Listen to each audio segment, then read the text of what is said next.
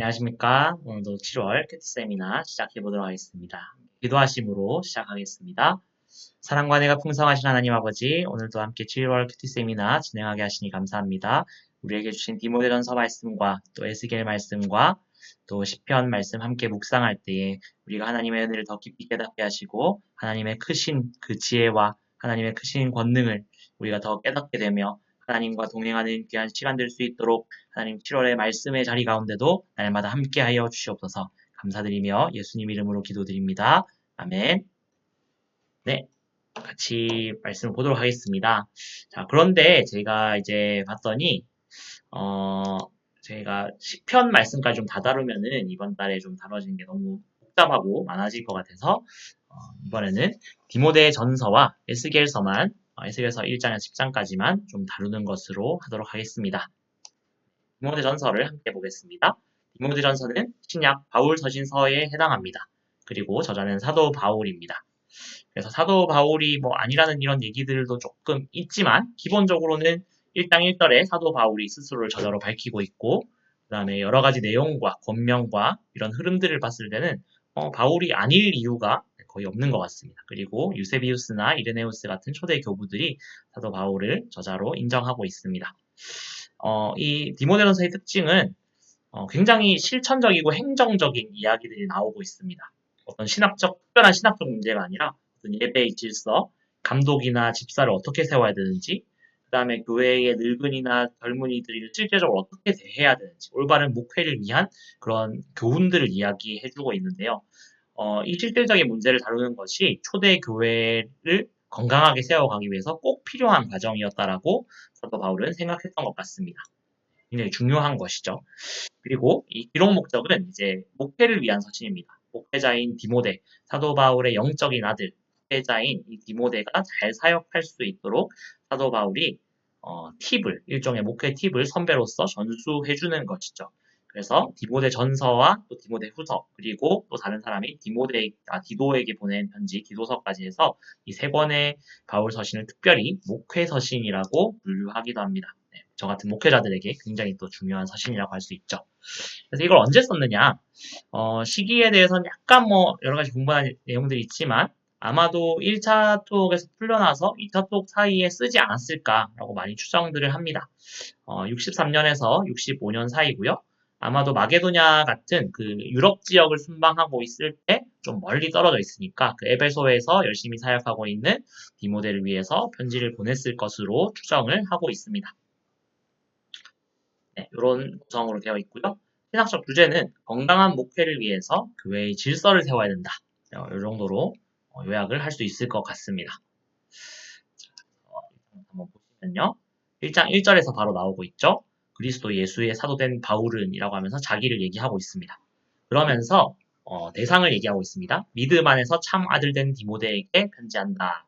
그래서 이 구절을 보고 어떤 청년이 예전에 디모데가 바울 아들이에요. 바울 독신 아니었어요. 막 이렇게 물어봤던 그런 경험이 있는데 어, 실제 뭐 친아들이 아니고 영적인 아들, 후계자라는 의미로 보시면 될 것 같습니다. 그래서 마게도냐로 갈 때 너를 권하여 에베소에 머물라 했다라는 그 예전 상황들을 설명을 하고 있죠. 그래서 바울이 열심히 에베소에서 3년 반 정도 사역을 하다가 이제 디모데에게 맡겨놓고 떠났던 그런 과거를 좀 볼 수 있습니다. 그리고 디모데에게 이제 바로 권면하는 것은 신화와 끝없는 족보에 몰두하지 말게 해라 라고 하는데요. 이 당시 에베소는 굉장히 큰 도시였습니다. 그리스 로마 사회에서 굉장히 중요한 역할을 하는 큰 도시였고 그만큼 초대교회에 있어서 굉장히 중요한 요충지라고 이해를 하셔도 괜찮을 것 같습니다. 중요한 곳이죠. 그러다 보니까 여러 가지 많은 사상들과 또는 돈이 또 많이 도는 곳이기도 하고 여러 가지 유혹과 핍박과 사상의 흐름들과 이단의 공격들과 성도들의 어떤 갈등들이 있었던 그런 도시였습니다. 그래서 여러 가지 어려움들이 이제 좀 나열이 되는 것 같은데 신화와 끝없는 족보 이야기가 나오고 있습니다. 신화는 무엇인가? 당시 그리스 로마에서 그리스 사회에서 그리스 신화 이런 것들도 있었고 다른 어떤 민족들의 신 이런 이야기들이 계속 들어오면서 교회를 마치 하나님과 예수님의 얘기를 그 일부로 만들려는 그런 노력들도 있었고요. 그다음 끝없는 족보 이스라엘 사람들도 족보를 굉장히 중요하게 여겼습니다. 우리나라도 옛날에 조선시대에 굉장히 중요하게 했지만, 이스라엘 사람들도 넌 누구의 후손이냐, 뭐 어느 지파냐, 이런 것이 굉장히 중요했죠. 그것이 마치 구원을 담보해주는 것처럼 중요하게 여기기도 했고, 나중에 나오는 율법주의, 율법을 잘 행해야, 뭐 안식일을 잘 지켜야, 제사를 지내야 하나님께 구원받는다. 이런, 물론 과거에는 맞았죠. 그런 유대교의 과거 율법주의에 대한 이야기까지 교회에 다 들어오면서, 이렇게 해야 구원받는다, 저렇게 해야 구원받는다, 이렇게 해야 바른 것이다. 이런 얘기들이 교회에서 많이 떠돌고 있었던 것이죠. 그런 잘못된 것들을 하나님의 긍휼 이름보다 결론을 내는 잘못된 것들을 교회에서 제거하라는 팁을 바울이 주고 있습니다. 율법 이야기가 나오죠. 적법하게 쓰면 선한 것인데 사실 이 율법을 굉장히 잘 지킨다고 해서 우리가 선한 것이 되는 것이 아니라 최소한의 그 잘못된 것들을 우리가 하나님 앞에서 조정할 수 있고 죄를 깨달을 수 있게 하는 그런 목적이 있지만 율법 자체로는 우리를 완전한 구원에 이르게 할 수 없다. 이 얘기는 굉장히 기본적인 맥락이죠. 바울 자신은 항상 얘기하는 것들이죠. 그러고 바울 자신에 대한 간증을 잠깐 하고 넘어갑니다. 내게 직분을 맡기셨는데 내가 그 전에는 비방자, 박해자, 폭행자 우리가 잘 알다시피 바울이 이제 선교를 위해서 바울이라는 이름을 쓰기 전 한마디로 사울이라고 사도행전에 나올 때 예수님을 비방하고 예수님을 믿는 사람들을 잡아 죽이는 예루살렘에서 다메섹이라는 먼 거리까지 가서 그런 역할을 할 정도로 열정 있게 유대주의자였던 폭력을 썼던 그런 바울이 이제 변해서 예수님의 사랑을 깨닫고 하나님의 진리를 깨닫고 나서는 변해졌죠. 그래서 하나님의 직분을 맡은 자가 됐는데 그 본인이 죄인 중의 괴수다. 내가 죄인의 우두머리다. 내가 진짜 잘못한 놈이다. 이렇게 얘기를 하면서 본인의 부끄러운 과거를 고백하고 있는 것입니다. 사실 자기 후임자에게 이런 부끄러운 이야기를 하는 게 쉽겠습니까? 쉽지 않죠. 근데 그렇게 이야기하는 것은 내가 이만큼 변화된 것처럼 너는 이미 더 나으니까 잘할 수 있다. 이런 격려가 될 수도 있겠죠. 네. 격려의 말씀을 한 것이 아닌가. 그래서 바울이 잘못된 그런 싸움이 아니라 선한 싸움을 해야 된다. 믿음과 착한 양심을 가져야 된다. 후메네오와 알렉산더라는 사람의 이야기를 하면서 그렇게 되면 안 된다라는 이야기를 하고 있습니다. 이 사람이 어떤 일들을 했는지 정확히 알 수 없지만 후메네오와 알렉산더는 아마도 신앙을 이유로 잘못된 도덕적인 행동들을 했던 것으로 보입니다. 약간 일종의 영지주의적인 이단이라고 할 수 있죠. 우리 이미 구원받았기 때문에 내 마음대로 해도 돼.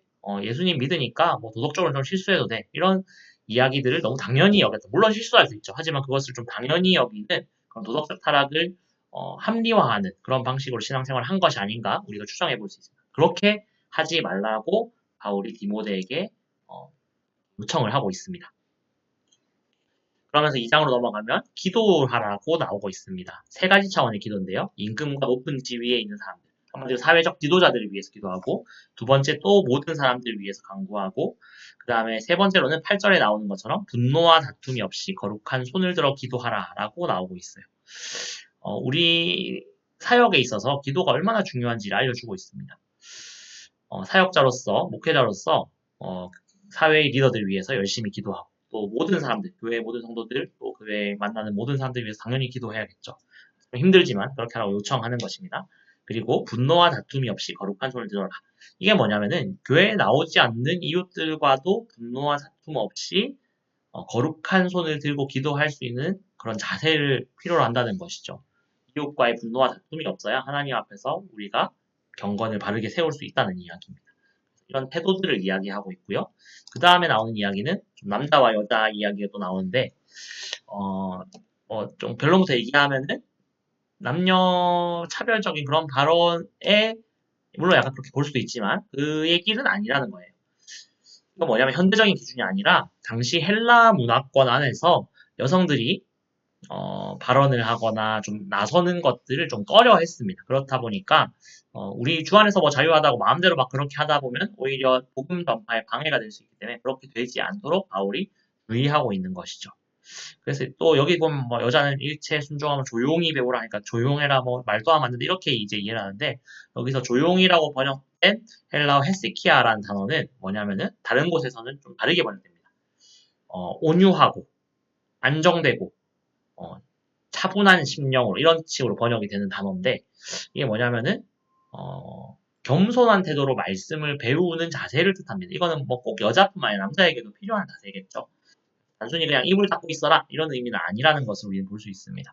그리고 실제로 바울 사도는 자기가 가는 곳마다 여성 선지자들 만나기도 했고요. 여자 사사들도 과거에 있었고, 그런 실제 여자 선지자들이 활동하던 시대에 바울이 있었습니다. 그런 사람들에게 예언을 받기도 했어요. 바울이 그런 사람들을 무시하거나 잘못했다고 얘기하는 것이 아닙니다. 이 당시 이 디모데가 있는 에베소라는 제한된 문화권, 특히 바울이 많이 가는 곳들이 좀 아무래도 헬라 문화권이다 보니까 그런 것들을 좀 제한할 필요가 있다. 우리 복음을 위해서 우리의 자유를 좀 제한해야 될 필요가 있다. 이런 차원에서 우리가 이해하는 것이 바른 것 같습니다. 네, 3장으로 넘어가면요. 이제 감독의 직분과 집사의 직분이 나오는데요. 대체로 좀 비슷합니다. 감독의 조건을 먼저 보면 책망할 것이 없고 하나의 남편이고 절제하고 신중하고 단정하고 나그네를 잘 대접하고 가르치는 것 잘하고 술을 즐기지 않고 구타하지 않고 관용하고 다투지 않고 돈을 사랑하지 않고 자기 집을 잘 다스리고 또 새로 입교한 자가 아니며 외인에게 선한 증거를 얻은 자. 마지막이 좀 중요하겠죠. 이런 선한 행실을 통해서 우리가 사회 가운데 바르게 드러나는 사람이 리더가 돼야 된다. 이것이 무슨 말이냐? 우리가 겉으로만 잘하면 된다. 이런 의미가 아닙니다. 신앙의 기초 안에서 바른 열매들을 맺어가는 사람이 리더가 돼야 된다는 것입니다. 그리고 14번째 조건이 좀 중요한데요. 새로 입교한 자를 하지 말라. 새신자는 뭐 하면 안 되냐? 이런 의미가 아니라 그만큼 새신자가 좀 유혹에 들기 쉽다는 거예요. 내가 새신자인데도 이렇게 잘하네? 라고 교만하기 쉽고 다른 사람이 시험에 들 수도 있기 때문에 그런 면들을 오히려 아까 여성의 경우와 마찬가지입니다. 자기의 그 자유를 제한함으로써 공동체에 유익을 끼치는 것이죠. 어쨌든 집사의 직분도 나중에 나오는데 비슷하고요. 이 감독의 직분 사실 뭐 장로나 목회자라고 할 수 있겠죠. 그런 사람들을 세울 때는 사실 굉장히 상식적인 믿음의 기준을 통해서 굉장히 상식적으로 살아가는 사람들을 리더로 세워야 된다. 얘기를 하고 있는 거예요. 그리고 집사의 직분도 뒤에 나오는데 비슷한 차원입니다. 그래서 우리는 이렇게 영적으로 건강한 열매를 바르게 맺고 있는 사람을 잘 판단해서 세워야 됩니다. 물론 우리가 인간적으로 봤을 때 부족하기 때문에 실수로 잘못 세울 수도 있겠죠. 하지만 이런 기준을 근거로 해서 우리가 교회의 리더들을 지금도 각 교회 투표를 통해서나 이렇게 세워가고 있는 모습을 볼 수 있습니다. 그래서 이런 차원에서 사람 잘 세워봤자 이렇게 생각하지 마시고 교회 리더를 세우는 그런 직분자들 뽑는 투표나 이런 데 있어서 우리가 관심을 갖고 기도하면서 정말 하나님의 말씀에 합당하게 정말 살아가기 위해 최선을 다하는 사람인가 우리가 분별하면서 또 세워가는 것도 건강한 교회를 세워가게 하는 그런 하나님의 뜻인 줄 믿습니다. 자, 4장을 보면요. 어떤 사람들이 믿음에서 떠나 미혹하는 영과 귀신의 가르침을 따르리라. 이런 이단에 대한 이야기를 하고 있습니다. 그래서 양심이 화인을 받아서 외식함으로 거짓말하는 사람들. 아까 장로와 집사를 뽑을 때도 어땠습니까? 말씀을 기준으로 해서 건강하고 거룩한 행실이 열매로 나타나는 사람들을 장로와 집사로 세웠는데 또 다음 장에 보면은 외식함으로 거짓말하는 그러니까 한마디로 불의의 열매들이 나타나고 있는 잘못된 이단들을 마찬가지로 주의하라는 거예요. 반대로 주의하고 이런 사람들을 멀리하고 떠나야 된다. 이렇게 이야기를 하고 있습니다.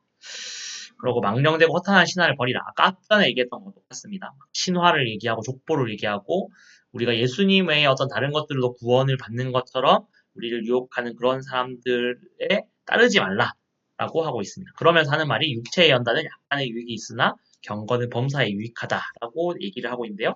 육체의 연단은 무엇입니까? 당시 그리스 로마 사회에서도 건강한 육체를 중요하게 여겼습니다.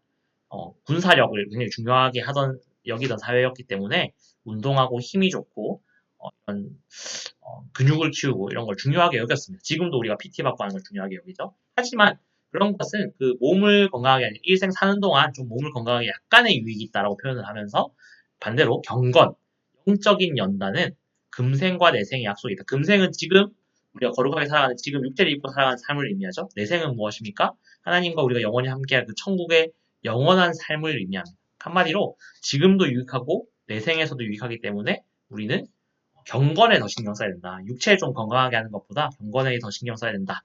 이렇게 이야기를 하고 있습니다.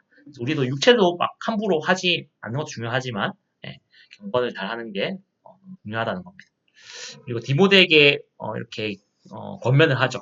연소함을 업신여기지 못하게 하고 말과 행실과 사랑과 믿음과 정절에 있어서 믿는 자의 본이 되어서 가르치는 것과 권하는 것을 전념하라. 디모데가 아마 그 에베소의 평균 연령보다 좀 어렸을 수도 있습니다. 그래서 얼마나 연세인지 정확하게 알 수는 없지만 그렇기 때문에 그 나이에 어린 것이 목회의 건강성을 잃게 하는 그런 이유가 되지 않도록 조심하라는 거죠. 그만큼 더 주의해서 경건하고 말과 행실과 사랑과 믿음과 정절에 있어서 본이 되는 사람이 되어야 목회자가 될 수 있다. 바울은 권면하고 있는 것이죠.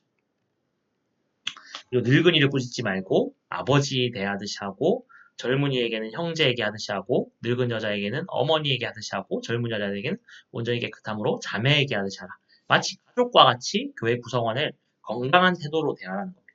그리고 과부에 대해서도 이런 팁을 주고 있는데요. 물론 교회가 과부나 고아와 같은 사회적인 약자들을 돌아보아야겠죠. 하지만 참 과부, 정말로 돌볼 사람이 없는 나이가 많아서 정말 이제 또 재혼을 할 수도 없는 그런 과부들은 교회가 돌봐야 되지만 그렇지 않은 사람들은 그 가족들이 돌보는 게 맞다는 거죠. 가족들이 살아있을 때는 그 가족들이 그 과부를 돌보는 것을 책임지도록 해야 된다는 거죠.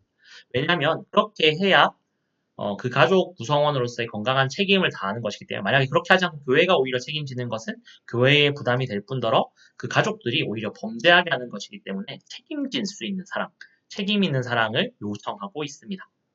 그리고 장로에 대한 고발은 두세 증인을 두라고 하죠. 이것은 이제 모세의 율법에 근거한 것으로 보이는데 이 당시에는 뭐 CCTV나 과학 수사나 과학적 증거를 활용할 수 없는 시대였기 때문에 사람의 증언이 굉장히 큽니다. 중요한 대부분의 증거죠. 그러다 보니까 만약에 한 명의 증인만으로 이렇게 재판을 한다면은 잘못될 수 있죠. 한 명이 나쁜 마음으로 거짓말을 하면 충분히 되기 때문에 그렇기 때문에 이 객관성을 확보하기 위해서 두세 명의 증인을 확보하라는 의미의 말씀입니다. 지금도 꼭 두세 명의 증인이 있어야 교회 리더를 고발할 수 있다. 이게 아니죠. 지금 어떤 과학적 증거나 CCTV 자료나 이런 걸 활용할 수 있겠죠. 근데 지금도 그렇게 해야 된다는 의미가 아니라 한마디로 교회의 리더에 대해서 우리가 재판을 하고 심판을 할 때는 좀 조심해야 된다. 그만큼 경솔해서는 안 된다. 뭐 누구에게나 사실 마찬가지겠죠. 그렇게 해서는 안 된다라는 팁을 주고 있습니다. 또 경솔히 안수하지 말라. 교회의 리더를 함부로 세우지 말라는 말이죠. 그리고 23절에 잠깐 물만 마시지 말고 포도주를 조금씩 마셔라 라는 얘기가 나오는데 이게 뭐냐면 얼마든지 술 마셔라 이런 이야기가 아닙니다. 디모데에게 당시 위장병이 좀 있었던 것 같아요. 그런데 요즘도 사실 우리가 몇몇 과일 발효주는 좀 소화에 도움이 된다고 합니다. 탄산 같은 게 막 나오기 때문에 소화에 좀 도움이 되는 그런 요소들이 있습니다. 우리 매실 액기스 이런 걸 막 마시기도 하죠, 지금도. 그런 것처럼 일종의 약품으로서 포도주를 좀 쓰기를 권면했던 거예요. 이 당시 사람들이 이제 포도주를 당연하게 많이 마셨는데 디모데가 아까 바울에 권면했던 그런 면들과 더불어서 좀 취했을 때 잘못된 실수를 범하지 않기 위해서 포도주를 아예 좀 절제했던 상황으로 보입니다. 그러니까 바울이 걱정하는 마음으로 제 위장 안 좋은데 약을 좀 먹어야 되는데 이러면서 건강을 위해서 포도주를 조금씩 쓰는 건 괜찮다 정도로 지금 권면을 하고 있는 것이죠. 마치 아버지와 같은 그 바울의 사랑이 돋보이는 장면으로 볼 수 있습니다. 그리고 돈을 사랑함이 일만하게 뿌리가 되나니 탐내지 말라라고 얘기하고 있습니다. 이 에베소는 당시 좀 부유한 도시였습니다. 그러다 보니 성도들 중에 좀 부유한 사람들이 있었을 수도 있겠죠. 그러다 보니까 디모데가 목회자로서 이런 돈의 유혹에 넘어갈 수 있을 수 있는 그런 상황도 있었는 겁니다. 그렇기 때문에 바울이 그걸 주의하면서 이런 것들을 조심하라라고 얘기하고 있습니다. 그러면서 아마도 이걸 다 정리하면서 11절에 오직 너 하나님의 사람, 디모데의 정체성을 떼어주면서 이런 것들을 피하라라고 얘기하고 있습니다. 돈에 대한 것이나 유혹에 대한 것이나 어떤 것 다 포함하는 것일 수도 있겠죠. 그러면서 의와 경건과 믿음과 사랑과 인내와 온유를 따르며 믿음의 선한 싸움을 싸우라. 이것이 목회자의 어떤 방향성인 것이죠. 그러면서 영생을 취하고 이 일을 위해 부르심을 받았고 많은 증인 앞에서 선한 증언을 했다라고 하면서 디모데의 정체성을 이야기하고 있습니다. 그러면서 예수님의 이야기, 본디오 빌라도의 이야기를 합니다. 이런 이야기 왜 할까? 조금 상황을 생각해 보면 에베소에도 당시에 어떤 정치적인 권력들, 로마의 통치를 받고 있었기 때문에 그런 권력들이 있었을 겁니다. 근데 그런 권력들과 교회가 약간 갈등이 있을 수도 있었겠죠. 그런데 예수님이 빌라도 앞에서 당당하게 선한 증언을 하신 것처럼 우리가 권력 앞에서 쫄 것이 아니라 그 하나님의 권능과 하나님의 권세를 우리가 신뢰함으로 우리가 바른 말들을 해야 된다. 선한 증언을 해야 된다라고 아마도 권면한 것이 아닐까 우리는 추정해 볼 수 있습니다. 그러고 부한자들 명하여 마음을 높이지 말고 정함이 없는 재물에 소망을 두지 말고 아까 바울이 그 얘기 연장선이죠. 우리에게 모든 것을 후히 주사 누리게 하시는 하나님께 소망을 가져라. 부자들의 재물, 성도님들이 좀 있다 보면 좀 재물이 많은 사람도 있겠죠. 권력이 있는 사람도 있겠죠. 그런 것에 소망을 두지 말고 하나님께 소망을 두는 목회자가 되십시오. 라고 이렇게 권면하는 것입니다. 자, 그리고 에스겔로 넘어가 보겠습니다. 에스겔은 구약의 대예언서에 해당합니다. 왜 대예언서냐? 소예언서, 소선지서 이렇게 있는데 이것은 대자가 붙었다고 해서 소선지자들의 기록자들과 좀 더 훌륭한 선지자나 물론 좀 그럴 수도 있지만 기본적으로 이 성경의 기준은 뭐냐면은 단지 하나님께서 그에게 주신 말씀의 분량이 좀 많으면 대선지자로 분류하고 좀 적으면 소선지자로 분류합니다. 그래서 대선지자에서는 이사야, 에스겔, 예레미야, 다니엘 이렇게 있습니다. 이렇게 4명이 대선지자고 그러다 보니까 대선지서는 4권인 줄 알았는데 4권이 아니고 5권입니다. 예레미야 같은 경우 예레미야 애가까지 있기 때문에 이렇게 5권을 대예언서라고 부릅니다. 보통 그렇게 하고 나머지는 12개의 소선지서로 보고 있죠. 이 에스겔서 누가 썼느냐? 당연히 선지자 에스겔이 썼습니다. 그래서 히브리어 성경은 에스겔 선지자 이름 따서 사실 발음을 정확하게 히브리어에 가깝게 하면 예에스겔입니다. 예에스겔이고 이런 전통에 따라서 우리가 지금도 번역을 대부분 다 성경을 영어 번역이든 다른 번역이든 대부분 에스겔 이름으로 하고 있습니다. 그래서 어디서 기록했는가? 기록 장소는 바벨론 포로기입니다. 바벨론 포로기에 에스겔이 잡혀갔고 이 에스겔이 그발 강가라는 곳에서 이렇게 하나님을 환상을 보게 되면서 에스겔서를 쓰게 됐을 것으로 추정을 합니다. 그발강 어디냐? 굉장히 멉니다. 가까워 보일 수 있는데요. 지금 지도로 봐도 굉장히 먼 거리고요. 또 직선거리도 아니고 이렇게 좀 빙 돌아서 가야 되는 굉장히 먼 거리. 바벨론의 중심부에 있는 강입니다. 여기로 추정을 하고 있습니다. 그 역사적 배경은 뭐냐? 바벨론 제국이 확장을 하면서 남유다 왕국을 멸망시킵니다. 그러다 보니까 남유다 왕국의 핵심 인사들을 굉장히 많이 이렇게 포로로 끌고 가게 되고 평민들까지도 많이 끌고 가게 됩니다. 에스겔이 정확히 어떤 신분이었는지 알 수 없지만 아마도 제사장으로 보입니다. 당시 유대인들 중에는 좀 높은 직책이었을 텐데 이제 포로로 끌려간 그런 게 어디 있겠습니까? 그냥 강에서 강제 노동을 하면서 사실은 좀 어려운 시기를 겪고 있었던 그런 상황으로 볼 수 있는 것이죠. 그 상황에서 이제 하나님이 인격적으로 만나게 되는 겁니다. 신학적 강조점은 이 포로된 백성들, 이 사람들의 문제점이 무엇이었는가? 그리고 거기서 하나님이 포로된 백성들을 그냥 포기하고 버리신 것이 아니라 다시 부르시고 회복시키시기를 원한다. 이 말씀까지 나가게 되는데요. 사실 이번 달에 우리가 보게 되는 분량은 1장부터 10장까지는 이스라엘 어떤 죄에 대해서 심판에 대해서 다루는 그런 장면들이 있습니다. 이렇게 구성이 되고 저희는 오늘 10장까지만 보게 되는 것이죠. 1장 소명장인데요. 30해 넷째 달 초다새 급발강가에 사로잡힌 자 중에 있을 때 하늘이 열리며 하나님의 모습이 내게 보이니 사로잡힌 자는 이제 포로로 끌려갔던 그런 많은 사람들이 함께 있었다는 겁니다. 30째 해. 이 30째 해는 어떤 의미냐면은 아마도 그의 나이가 30세 되는 해로 봅니다. 에스겔 자기의 나이가 30세 되는 해. 이게 뭐냐면은 만약 이 사람이 레위인 제사장이었다면은 30세가 되면 보통 자기 임무를 시작하는 나이가 됩니다. 그러니까 한마디로 예루살렘에 있었으면 내가 이제 본격적으로 대비해서 하나님을 섬기고 예배할 수 있는 그런 나이가 됐는데 그런 게 아닌 거예요. 포로로 끌려가서 그발강에서 뭐 아마도 진흙을 빚거나 하면서 강제 노동을 하고 있었을 그 상황. 굉장히 처량하고 망국의 한이 정말 잘 느껴지는 또 그런 나이에 하나님께서 모습을 나타내신 것이죠. 부시의 아들 제사장 에스겔에게 특별히 임하고 권능이 임했다. 그러면서 환상을 보게 되었다. 라고 에스겔이 시작하고 있습니다. 북쪽에서부터 큰 구름이 오고 그속에 번쩍번쩍 빛이 나면서 불 가운데 달아오른 쇠 같은 것이 보이고 내 생물의 형상이 보이는데 사람의 형상이 있었다. 내 얼굴과 내 날개가 있고 어땠냐 뭐 이렇게 쭉 보니까 사람의 얼굴, 사자의 얼굴, 소의 얼굴, 독수리의 얼굴이 있었다. 이렇게 하면서 보니까 이런 모습이겠죠. 상상해보면 좀 징그러운데 이렇게 할 수 있는데요. 어떤 모습일지 막 상상이 좀 어렵습니다. 사실 굉장히 어려운데 그냥 단순히 상상해보면 굉장히 좀 징그러울 수 있을 것 같고 근데 사실 정말 이렇게 생겼다는 것을 이제 표현한 걸 수도 있지만 사자, 사람, 독수리, 소 당시에 나름의 어떤 상징성들이 있습니다. 그래서 하나님의 보좌를 두르고 있는 이 생물 그룹이라고 하죠. 케루빔이라고 하죠. 이 그룹의 모습이 나름의 권위들을 나타내고 하나님의 영광을 드러내기 위한 수단으로서 이렇게 표현을 한 것으로 보는 게 그냥 더 자연스러워 보입니다. 그래서 생물들이 갈 때 날개 소리가 들리고 물소리와도 같고 전능자의 음성이 막 들리는 듯 하면서 하나님을 이 생물들이 보다고 있다는 거예요. 그래서 저는 이 환상들을 볼 때 생물이 어떻게 생겼을까 이렇게 궁금해하고 막 그림을 그려보고 이런 것도 되게 중요하긴 한데 결국 이것이 나타내고 싶은 것이 무엇인가? 그 사방 광채의 모양은 비오나의 무리와 같고 여호와의 영광의 형상의 모양이다.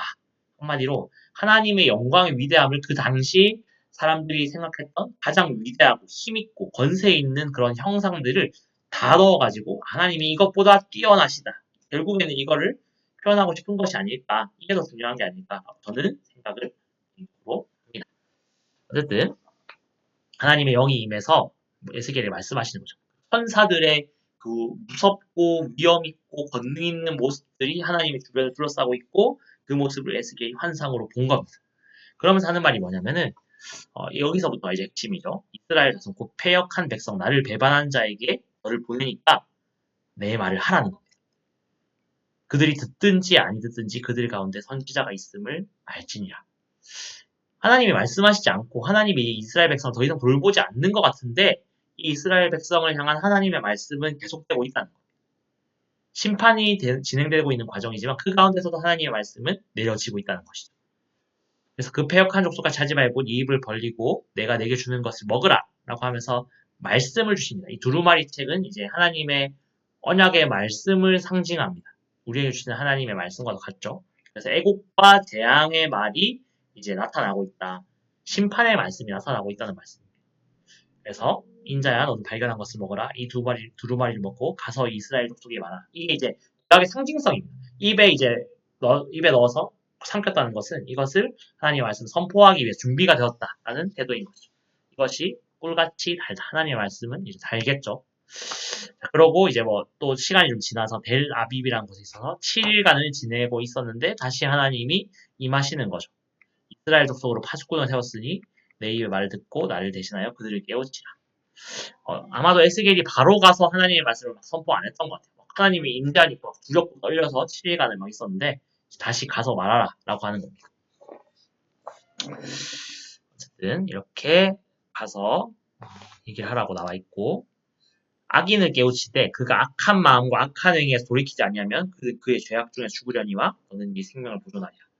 에스겔에게 악인들 한마디로 이스라엘 속에서 죄를 저지른 사람들이 가서 당대하게 선포하는 거예요. 그 선포가 있으면 그 악인들은 그 말씀에 비춰서 자기의 죄로 인해서 고통을 당할 것이고 에스겔은 살 것이다 라고 얘기를 하는 겁니다. 그리고 4장에 보면 이제 토판과 이제 누워있는 좀 약간 이상해 보이는 비유가 나오는데요. 이 토판과 철판을 통한 행동을 통해서 행동 예언이라고 합니다. 이런 것들. 행동 예언을 통해서 하나님의 얘기를 하는 거예요. 이 토판 얘기는 뭐냐면 공성체를 둘러서 세우고 이거 한마디로 뭐죠? 이스라엘이 둘러싸여 있다는 거, 심판을 당하고 있다는 거. 이거를 상징적으로 토판과 철판을 통해서 보여주고 있고 그 다음에 에스겔을 보고 갑자기 누우라는 거예요. 390일 동안 이쪽으로 왼쪽으로 누워있다가 반대로 이제 40일 동안 오른쪽에 누워있다라고 하는 하루를 일어나치는데 390일 플러스 40일 동안 누워있으면 정말 힘들겠죠. 이걸 어떻게 실천했을지 잘 모르겠는데 누워있기 정말 쉽지 않을 것 같은데요. 이렇게 하는 거예요. 390년은 뭐냐면은 북이스라엘 왕국이 멸망당하고 다시 예루살렘으로 복귀할 때까지의 날 고레스 칙년까지를 아마 계산한 것 같아요. 그럼 대략 390년쯤이 나옵니다. 남유다의 경우에는 삼타포로 그 시드기야 왕 때부터 고레스 칙년 때까지가 약 40년입니다.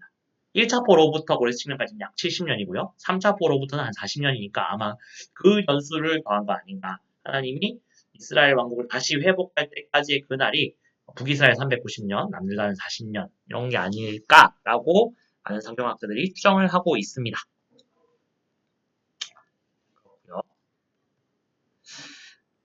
그 다음에 음식물 다 하루에 20세개씩 때를 따라 먹는데 굉장히 좀 보리떡처럼 이렇게 만들어서 구워서 먹어야 되는데요. 뭘로 구우라고 하면 좀 비위생적이게 생긴데 인분, 사람 똥을 말려서 구우라고 합니다. 사람 똥을 말려서 구우려면 잘 안 구워집니다. 네. 그런데 그 에스겔이 하나님 말씀이 이건 좀 아닌 것 같습니다 하면서 이건 너무 더러운 것 같아요 막 이렇게 하니까 이 단순히 위생적으로 더러운 게 아니라 종교적으로 인분은 좀 뭐랄까요, 좀 가증한 것으로 해석이 됩니다. 부정한 것으로 해석이 됩니다. 그렇기 때문에 소똥으로 그나마 대신하게 해달라고 합니다. 소똥은 약간 풀 성분이 있기 때문에 좀 잘 탄다고 해요. 실제로 사막이나 초원에서 연료로 많이 쓰는 게 소똥이나 낙사똥 이런 건데, 그래서 소똥을 통해서 음식물을 구워 먹으라는 게 이게 뭐냐면은 굉장히 비참한 상황을 상징하는 것입니다. 부정한 음식을 먹어야 될 정도로 굉장히 비참한 상황을 얘기를 하는 것이고, 어, 그 이스라엘의 굉장히 심각한 상황을 좀 상징하는 것으로 하나님의 행동 예언을 통해서 에스겔을 계속해서 이야기를 하고 있습니다.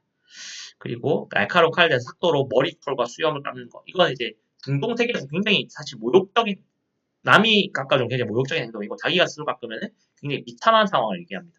그리고 그것을 심지어 불에다가 불태우래요. 이게 12절에 나오는 것과 좀 이어지는데요. 3분의 1을 전염병으로 죽고 기근을 멸망하고 3분의 1은 칼에 엎드려지고 3분의 1은 사방에 흩어지고 이런 이스라엘에 겪게 될 그런 심판의 단계들을 에스겔의 수염과 털을 깎음으로써 또 행동을 통해서 예언을 보여주시는 거죠. 자, 그러면서 또 계속해서 심판의 말씀드립니다. 왜 이스라엘이 이렇게 심판당해야 되는가를 또 6장에서 자세하게 얘기해 줍니다.